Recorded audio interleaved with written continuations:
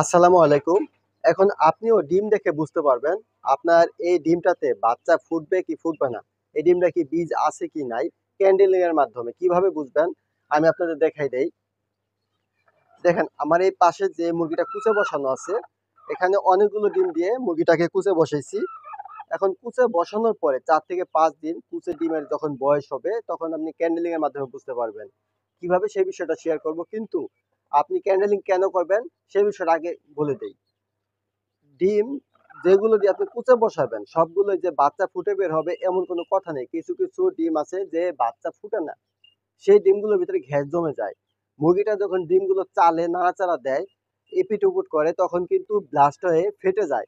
ফেটে গেলে সেটার পিছনে প্রচন্ড বাজে দুর্গন্ধ এবং গ্যাস, ভাইরাস বা সংক্রমণ থাকে অন্যান্য ডিমের প্রতি ছড়ায় যায়। এতে করে ডিম নষ্ট হয়ে যাওয়ার সম্ভাবনা আছে। আর দুর্গন্ধ তো আছেই, দুর্গন্ধ প্রচন্ড দুর্গন্ধ।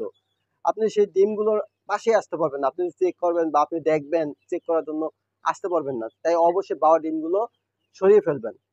৩ থেকে ৪ দিন হলে আপনি খেতেও পারবেন সুন্দরভাবে, কোনো সমস্যা হবে না। আপনি একটা মোবাইল নিবেন, আমি আপনাদের দেখাই দেই। এই মুরগিটাকে সাইড করি। আপনি প্রতিটা ডিম একটা একটা করে চেক করবেন। চেক করার জন্য অবশ্যই রাত্রবেলাটা আপনি বেছে নিবেন। একটা মোবাইল, এই যে ফ্ল্যাশ, দেখেন ফ্ল্যাশ লাইট জ্বালানো আছে। ফ্ল্যাশ লাইটের উপরে এইভাবে ধরবেন। আমি আপনাদের একটা ছবি শেয়ার করতেছি, দেখেন। যদি মাকড়সার জালের মতো শিরা উপশিরা দেখেন তাহলে বুঝতে পারবেন যে এটাতে বাচ্চা ফুটবে। এখন যে ছবিটা দেখতেছেন আপনারা, এই ছবিটার ভিতরে কিন্তু বাচ্চা ফুটবে না। আমি আপনাদের যে ছবিটা শেয়ার করতেছি এই ছবিটার মধ্যে বাচ্চা ফুটবে না। সেটা বাওয়া ডিম, একদম ফ্রেশ। এটা চাইলে আপনারা খেতে পারবেন। আর পুনরায় আবার দেখাইতেছি, ছবিটা দেখেন। এই যে ফ্ল্যাশ জ্বালানোর পরে শিরা উপশিরা দেখবেন এই ডিমটা কিন্তু 100% বাচ্চা ফুটে বের হবে। শুধুমাত্র সময়ের অপেক্ষা। ২১ দিনে মুরগির বাচ্চা ফুটে বের হয়। ফুটে বের হয় যখন বাচ্চাগুলো, তখন কিভাবে যত্ন নিবেন বা প্রথম দিনের যত্ন, কোন পানি খাওয়াবেন, কোন ওষুধ খাওয়াবেন, সেই বিষয়ে যদি ভিডিও চান তাহলে অবশ্যই কমেন্ট করবেন। আর অনেক সময় দেখবেন কি একটা বিষয়, গুরুত্বপূর্ণ বিষয়, এটা কিন্তু খুবই মনোযোগ সহকারে দেখেন।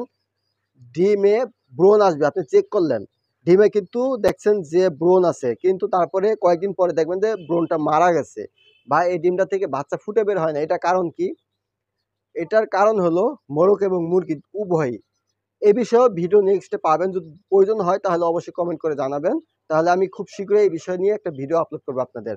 আজকে হলো ক্যান্ডেলিং এর বিষয়টা। ক্যান্ডেলিং করার যে প্রসেসটা সেটা খুব সহজেই আপনি সন্ধ্যার পরে অথবা রাত্রবেলা এটা চেক করবেন, বা ঘরের ভিতরে অন্ধকারে নিয়েও চেক করতে পারবেন। অন্ধকারে হলে খুব সুন্দরভাবে বোঝা যাবে শিরা উপশিরা মাকড়সার জালের মতো, তাহলে বুঝতে পারবেন যে এটা 100% বীজ ডিম। এইভাবে আপনারা চেক করতে পারবেন। তাহলে দেখবেন যে আপনার ডিমগুলো ফ্রেশ থাকবে। দেখেন আমার এখানে কিন্তু যে মুরগি এখন বীজ ডিমগুলো এখানে রাখছি। এতে করে যে দুর্গন্ধের যে বিষয়টা সেটার সম্মুখীন আমার হতে হবে না।